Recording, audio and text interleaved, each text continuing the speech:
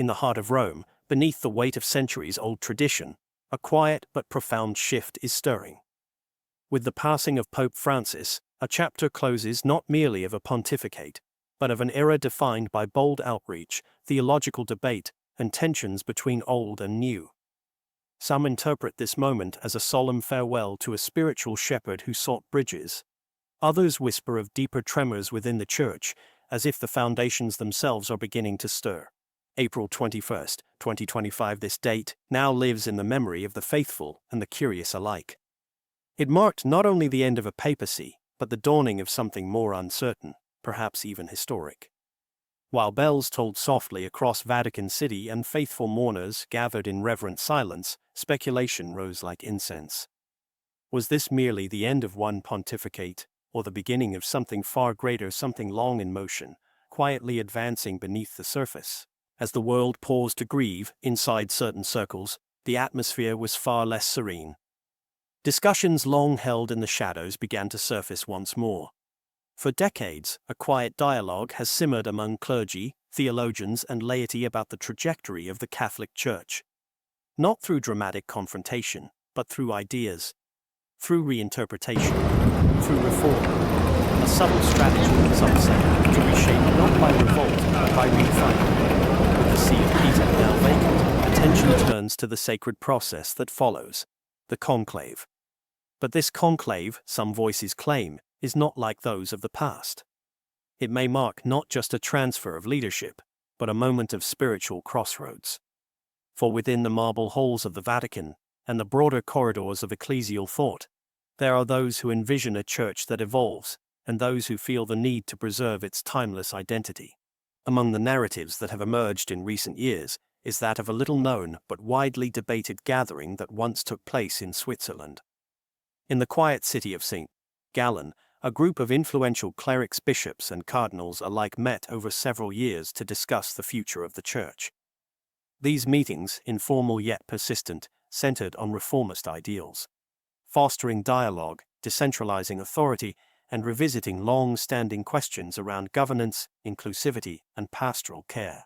The group, sometimes described in critical tones as the St.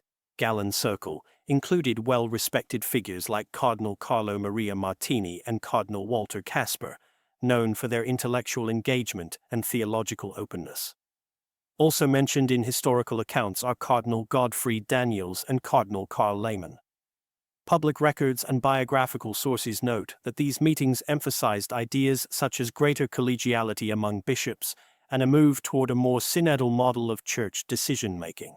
Some observers believe this group hoped to gently steer the direction of future leadership in the Church, not with malice, but with a vision for modernization. Their discussions, as later noted by biographers and journalists, included reflections on previous conclaves and thoughts about who might embody a more pastoral and inclusive style of leadership.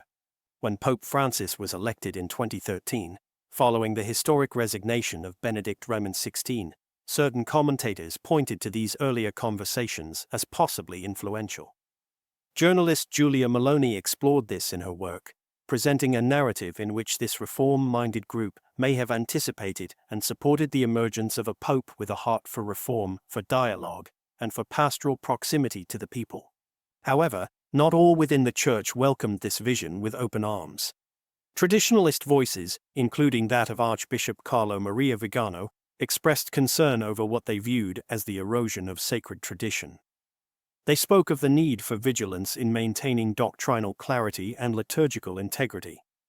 Cardinal Robert Serra, known for his profound writings on silence and the sacred, also voiced concern not toward individuals, but toward a broader cultural shift that, in his view, threatened to sever the Church from its deep spiritual roots. These differing perspectives between reform and tradition, openness and caution, are not new. They echo debates that have existed since the early councils of the Church. But today, with the chair of Peter once again vacant, the weight of those ideas feels heavier. What lies ahead is not just the selection of a new pope, but a reflection of the Church's soul, its memory, its mission, and its message to a world that changes rapidly. The conclave ahead is not about division. It is about discernment. a sacred moment when voices of prayer, silence, and history converge to seek not personal ambition, but spiritual guidance. And as the Cardinals prepare to enter the Sistine Chapel beneath Michelangelo's eternal gaze, the world watches not merely out of curiosity, but out of hope. Hope that whatever direction emerges, it will be led not by hidden agendas, but by the quiet wisdom of the Holy Spirit.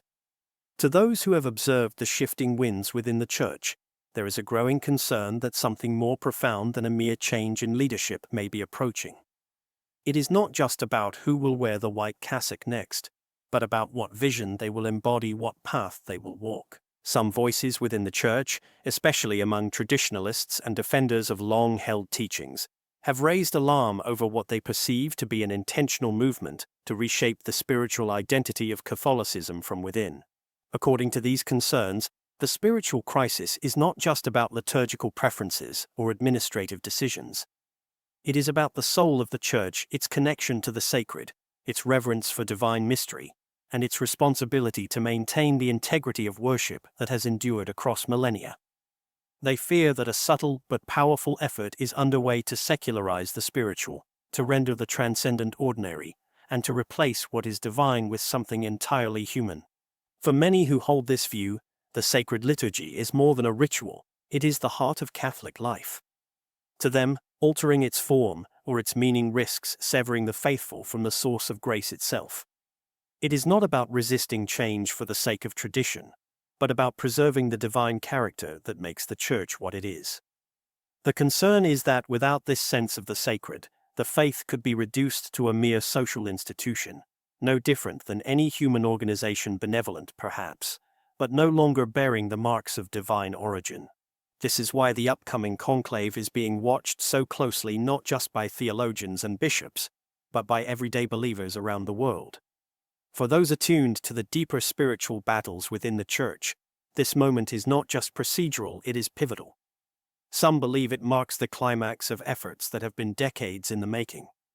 Movements that have worked gradually, sometimes imperceptibly, to redefine the Church's identity, not through confrontation but through reinterpretation. There are those who say that the ideas once discussed behind closed doors in places like St. Gallen have not disappeared with time. Instead, they suggest that these ideals, centered on reform, modernization, and broader inclusion, have quietly passed on to a new generation of Church leaders. These spiritual heirs, as some have called them, continue to carry forward the hope of reshaping the Church to align more fully with contemporary values, global sensitivities, and evolving cultural landscapes.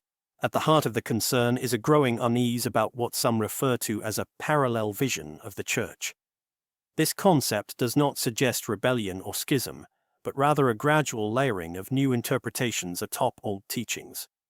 Archbishop Carlo Maria Vigano, a prominent voice among traditionalist circles, has been vocal about his apprehension regarding these developments. In his public reflections, he warns of the emergence of a deep structure within the Church, an internal current that operates alongside the visible hierarchy, seeking not destruction, but transformation. According to these views, the danger is not external opposition, but internal confusion. A Church that no longer speaks with clarity, no longer worships with reverence, and no longer holds fast to the mysteries entrusted to her by Christ. In such a scenario, the very essence of faith could be reimagined not in light of revelation, but in the mirror of modern sensibilities. Charity may be redefined as mere humanitarianism, and worship might be emptied of its sacred power. These are not just theoretical fears for many who cherish the Church's traditions, they are lived experiences, observed in changes to liturgy, shifts in doctrine, or new pastoral approaches. While others celebrate these changes as necessary growth, as a way for the Church to meet people where they are, there is a parallel concern that too much accommodation risks diluting the gospel itself. The tension is real. On one side stand those who dream of a Church that listens more, adapts more, and embraces the language of unity through diversity. On the other are those who fear that in becoming everything to everyone, the Church may forget what it was always meant to be, a beacon of truth, even when that truth is difficult. As the world turns its eyes once more to Rome, to the frescoed ceiling of the Sistine Chapel and the solemn chant of ancient prayers, this silent battle comes to the surface. The cardinals who gather will not only be choosing a new spiritual father, they will be discerning the soul of the Church's future. In this sacred and secretive process, the decisions made will echo far beyond the Vatican walls, shaping the heart of Catholicism for generations to come. Whatever direction the conclave takes, one hope remains constant among all the faithful: that the next pope, whoever he may be, will walk with courage, humility, and fidelity not just to the present, but to the eternal. Among the voices rising with caution and conviction during these uncertain times is that of Cardinal Gerhard Müller. Known for his deep theological insight and measured concern, he has openly reflected on what he describes as a spiritual drift occurring within certain parts of the Church. His remarks are not shouted alarms, but thoughtful expressions of worry that in the pursuit of making Catholicism more appealing to the modern world, some within the hierarchy may be overlooking its eternal foundations. In Cardinal Müller's view, there is a subtle unraveling at play. Not an aggressive attack, but a quiet process of reinterpretation where long-standing doctrines are not denied outright, but slowly softened, reworded, and reframed. The worry is not merely academic. For those who share his concern, the stakes are high. The very identity of the Church, its teachings, and its role in guiding souls with clarity. When asked about the future of the Church in public forums, Cardinal Müller has spoken with candor. He believes that a form of internal division may be emerging, not necessarily a visible schism, but a deep ideological rift. On one side are those who believe in adapting the Church to the spirit of the age, emphasizing inclusivity, compassion, and cultural relevance. On the other are those who hold that the Church must remain anchored in the truth it has always professed, even when that truth stands in contrast to prevailing trends. Now, as the Church prepares to elect a new pope, rumors swirl through ecclesiastical circles and Catholic media. Some speculate that among the cardinals aligned with more progressive theological views, names are already being quietly discussed, leaders who may bring a pastoral approach that resonates deeply with global conversations on justice, equality, and unity. But with this comes a fear among traditionalists that what is meant as outreach may, if unguarded, lead to a loss of clarity. Those who raise such concerns are not dismissing the importance of compassion. Rather, they worry that when doctrine is viewed as negotiable, the Church may slowly cease to be a prophetic voice in the world. Instead of guiding culture, it may begin to echo it, no longer offering an alternative, but simply blending in. And in this blend, they fear, something vital may be lost. According to these perspectives, the next pope could represent more than a change in leadership style. He could signify a turning point and embrace of a new ecclesial structure that, while still bearing the outward signs of Catholicism, may be rooted in a different theological vision. One where authority is more decentralized, where the Pope becomes less a universal shepherd and more a facilitator among bishops. A moderator rather than a voice proclaiming eternal truth. Names like Cardinals Casper, Tagle, Zuppi, and Hollerich have been mentioned in this context, not as individuals to be attacked or distrusted, but as symbolic of a broader movement within the Church. They are seen by some as representing a shift toward a Church that places increased emphasis on global dialogue, cultural inclusion, and institutional reform. To their supporters, this represents necessary growth. But to others, it signals a potential departure from sacred traditions rooted in divine revelation. It is not a question of personality, it is a question of direction. What theology will shape the next generation? What liturgy will form hearts? What mission will guide the Church into the future? Archbishop Carlo Maria Vigano, a figure who continues to draw attention and controversy, has expressed concern that the next pontiff might not be remembered as a successor of St. Peter in the apostolic sense, but rather as a global figurehead of a broader, humanistic spirituality. His language may be strong, but his message is clear. The Church must not exchange its soul for popularity. It must remain faithful to its divine origin, even when it walks a lonely road.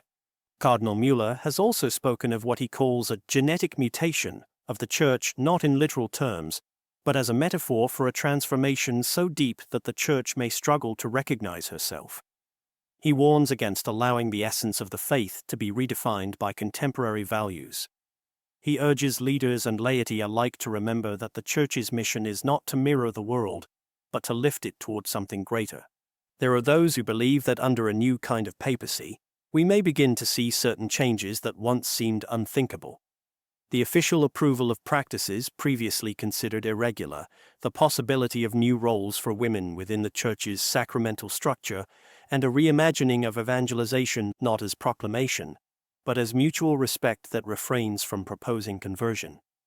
They fear the liturgy may evolve into expressions so fluid and culturally adapted that it loses its universal language, a language that once connected believers from every land through shared sacred symbols and rites. Even the local parish, once a center of worship and catechesis, may slowly become more of a community service hub offering aid and companionship, but possibly without the spiritual depth that once drew people toward God. To many, these ideas may sound like progress, compassion, and openness. And for some, they are signs of hope. But for others, they are warnings of a slow departure from what they believe to be the Church's divine foundation. They do not wish to fight culture, but they believe the Church must remain distinct from it, serving it not by imitation, but by witness. As the Cardinals prepare to gather beneath the vault of the Sistine Chapel, these questions are not theoretical. They are real, and they carry with them the weight of eternity. The man who emerges as the next pope will be tasked with leading not only through the storm of opinion, but through the silence of prayer, the clarity of truth, and the demands of fidelity. And the faithful waiting, watching, and praying hope that when the white smoke rises, it will carry not only a name, but a sign. That the Church, though wounded and weary, still remembers who she is.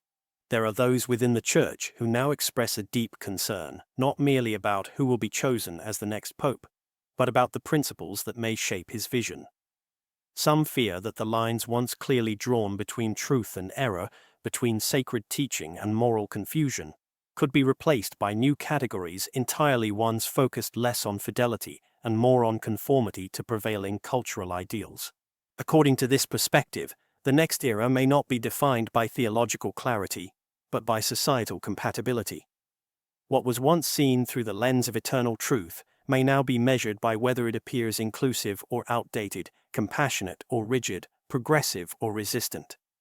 If this shift continues, say some traditional voices, it may demand the dismantling of whatever still stands firm: doctrinal structures, spiritual disciplines, and faithful institutions that refuse to bend with the tides of the times. In this imagined future, the seminaries that remain loyal to traditional formation, those that emphasize deep prayer, theological rigor, and reverent liturgy might find themselves increasingly isolated. Bishops known for their adherence to sacred tradition could be gradually pushed aside, not through hostility, but by policies and attitudes that quietly render their witness obsolete. For devout Catholics who strive to live in the footsteps of the saints and honor the teachings passed down from their ancestors, this vision is painful to contemplate. They fear becoming strangers within their own spiritual home, treated not as members of a living body, but as remnants of an age that the new Church seeks to leave behind. Their concern is not driven by fear of change itself, but by a longing to preserve what they believe was entrusted to the Church by Christ himself. In their eyes, if no divine intervention interrupts this course, the coming years may not simply reveal a new shepherd, but someone who finalizes a long process of dissolution. A figure who doesn't build upon the rock of the apostles, but rather oversees the peaceful disassembly of what the Church has historically represented. This is not framed as an attack, but as an evolution so thorough that the very soul of the Church could begin to fade into something unrecognizable. Some believe that a new belief system is quietly preparing to take the stage, one that closely resembles the Christian message in form, but not in substance. A gospel no longer rooted in the salvation of souls, but in the improvement of earthly conditions. A message no longer centered on Christ as the divine Redeemer, but on a broader, humanistic narrative of solidarity, unity, and global justice. In this imagined vision of the future, the cross may still appear, the name of Christ may still be invoked, but his role could be subtly transformed from Savior and Lord to symbol and example. No longer the King enthroned above every earthly power, but a moral guide whose teachings serve a new social project. In this reinterpretation, worship might become more about shared values than divine mystery, more about community expression than sacred adoration. Such concerns are not born from cynicism. They are rooted in a love for the church as it was, and as it has always strived to be. A church that, while never perfect, has always reached for heaven, even as it walked through earthly trials. A church that sought not just to comfort, but to convert, not just to accompany, but to call souls toward holiness. And yet, there is another view, one held by many within the church, who see these changes not as a loss, but as progress. To them, inclusion, openness, and cultural sensitivity are not threats to the faith, but expressions of it. They believe the church must adapt to remain relevant, to walk beside the wounded and the marginalized, and to speak a language the modern world can understand. In their eyes, these shifts are not betrayals of the gospel, but ways of living it out with new urgency. This divide between continuity and adaptation, between memory and movement, is not new. It has existed since the earliest days of the church. But what makes this moment unique is the depth of emotion it stirs, and the weight of the decisions now at hand. As the faithful reflect on the future of Catholicism, many are left wondering, can the church evolve without losing itself? Can it speak to modern humanity without silencing the eternal voice of truth? Can it welcome without wavering? In the days ahead, these questions will not be answered in press releases or public declarations. They will be answered in prayer, in silence, and in the choices made behind closed doors by men gathered under the frescoed ceiling of the Sistine Chapel. Men who must discern not only what the church is, but what it is called to be. For now, the faithful wait with hope, with trepidation, and with trust that God, who has never abandoned his church, will not do so now. In the view of many who treasure the sacred roots of the Catholic tradition, the coming changes may not be subtle. They may not be gradual. They may come like a wind that sweeps away what is still standing, the liturgy that once echoed with mystery and awe, the dogmas that once stood like stars guiding the soul, the moral compass that once pointed clearly, even in a storm. They fear a future in which the sacred rites, once offered in reverence and wonder, become stripped of their depth, reduced to gestures that no longer lift the heart to heaven. They worry that doctrine, once proclaimed with boldness, may begin to bend to make room not for deeper understanding, but for comfort, for accommodation, for ambiguity that leads not to unity, but to silence. And where once moral teaching offered clarity, a path between virtue and error, there may soon be only fog. A murky space where nothing is firmly true, and nothing clearly false. For the faithful who were formed by the teachings of the saints, inspired by the courage of the martyrs, and raised in the light of ancient truths, such a future is not only troubling, it is heartbreaking. It leaves them with a choice not imposed from without, but drawn from deep within. To quietly conform, or to gently stand firm. To stand, even when standing means being misunderstood. To remain rooted, even when the ground beneath feels uncertain. To speak the truth with love, even when the world prefers silence. And yes, to suffer, if necessary, not with bitterness, but with fidelity. Not in defiance, but in devotion. For these believers, the struggle is not political. It is not about holding on to power or winning arguments. It is about guarding something precious, something handed down not through strategy, but through sacrifice. The truths passed on through generations, through the wisdom of popes and councils, the prayers of grandmothers, the silent witness of monks, the ink of theologians, and the blood of martyrs. In their hearts, they know that resisting this tide may come at a cost. They may find themselves isolated, no longer welcome in certain spaces, spoken of in tones of pity or disdain. Their parishes may shrink, their voices may be drowned out. But still they hold on. Because for them, the faith is not just an idea. It is a way of life, a gift, a trust. They are not against mercy, they cherish it. But they believe that mercy without truth is not mercy at all. They long for a church that welcomes the lost, heals the wounded, and lifts the poor, but not by abandoning its identity, not by surrendering its voice. They do not fear change when it leads to deeper faith, but they fear compromise that empties the soul. To them, what is at stake is not simply a liturgical preference or a theological interpretation, it is the soul of the church herself. And so, they choose to remain. Not with clenched fists, but with folded hands. Not with anger, but with reverence. Not to judge, but to God. This resistance is quiet. It is prayerful. It is not a rebellion, but a remembrance of what the Church has always been, and what it must always remain. A vessel of truth in a sea of confusion, a light in the gathering dusk. They do not claim to know the future. But they believe that if they hold fast to the truth, if they cling to the cross, if they stay close to Christ, then, even in the face of uncertainty, they will not be alone. And perhaps, in that faithfulness, something deeper will endure. Something eternal. As the conclave draws near, the world watches with bated breath, but not only to see who will wear the white robes next. For many, this sacred gathering of cardinals represents something far greater than the selection of a new leader. It is, in their eyes, a moment suspended between two spiritual possibilities. A threshold that could either mark the culmination of a slow unraveling or the spark of a new and radiant renewal. This conclave is unlike those of previous generations, not because the ceremony will change, but because the weight of the moment feels different. The Church stands at a crossroads where every prayer, every vote, and every decision carries the echoes of generations past and the hopes of generations yet to come. To some, this election could ratify a vision long suspected to be unfolding, a vision where the Church aligns more closely with the ever-shifting currents of the world, softening its voice so as not to offend, reshaping its identity to meet the preferences of modernity.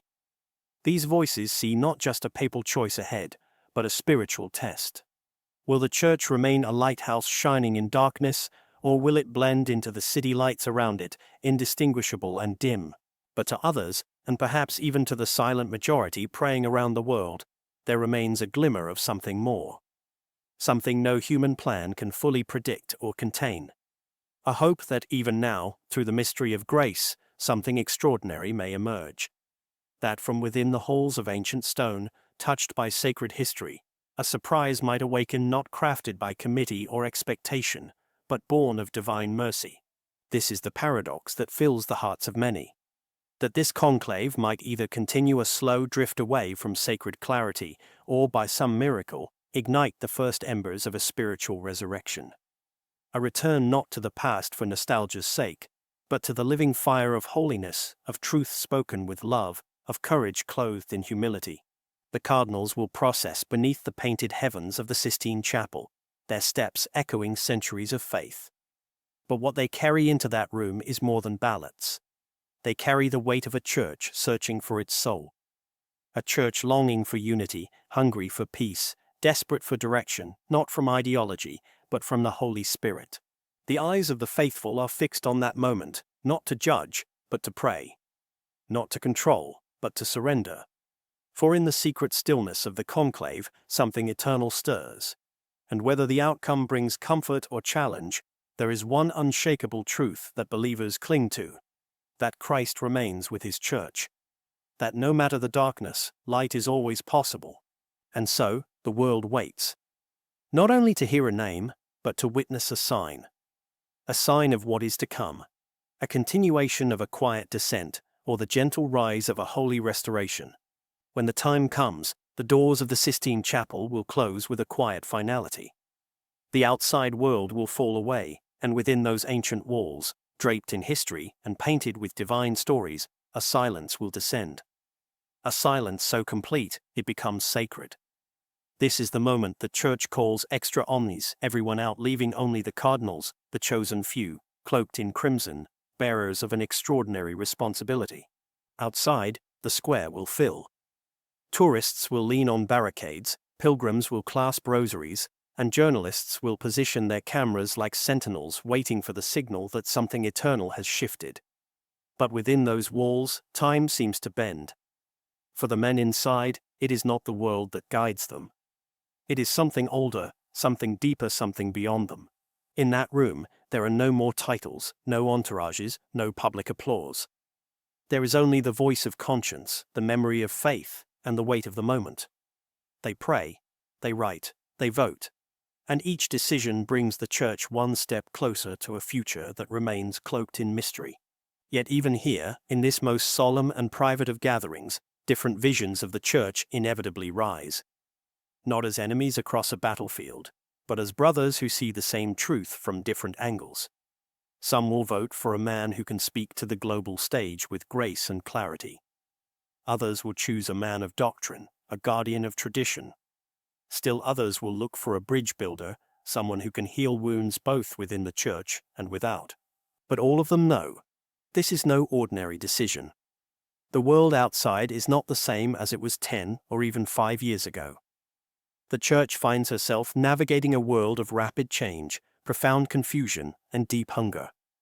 Hunger not just for meaning, but for purpose, for clarity, for anything that doesn't shift with the headlines. And so, what kind of shepherd will step forward? Will he be a pope of peace who embraces simplicity, drawing hearts by his humility? Or will he be a reformer, ready to challenge the structures that many say have grown rigid and tired? Or perhaps a mystic, called to reawaken the church's soul, not through words, but through silence, penance, and prayer. Some say the next pope must be young enough to travel the world, yet old enough to carry the weight of 2,000 years on his shoulders.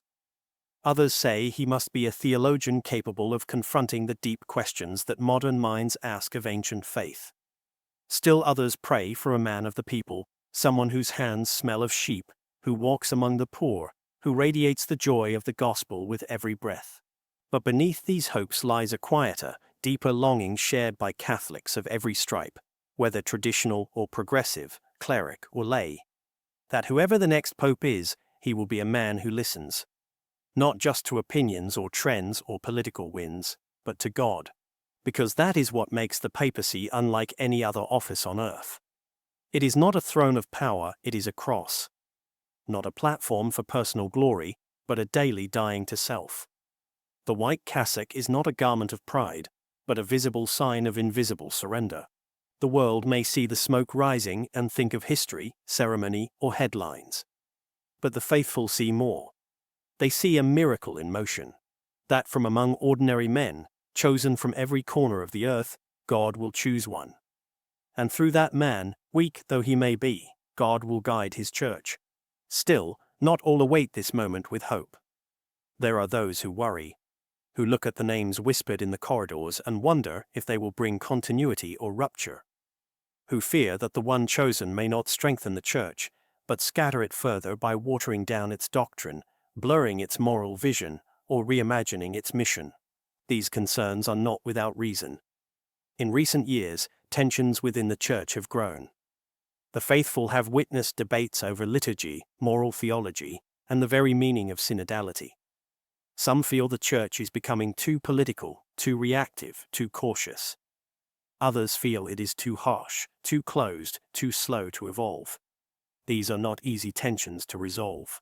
And so, the conclave is not just about unity of mind, but unity of heart. It is about discerning not what is convenient, or even what is popular, but what is true. And truth, in the church, is not an idea. It is a person. Jesus Christ, who once said, "I am the way, the truth, and the life."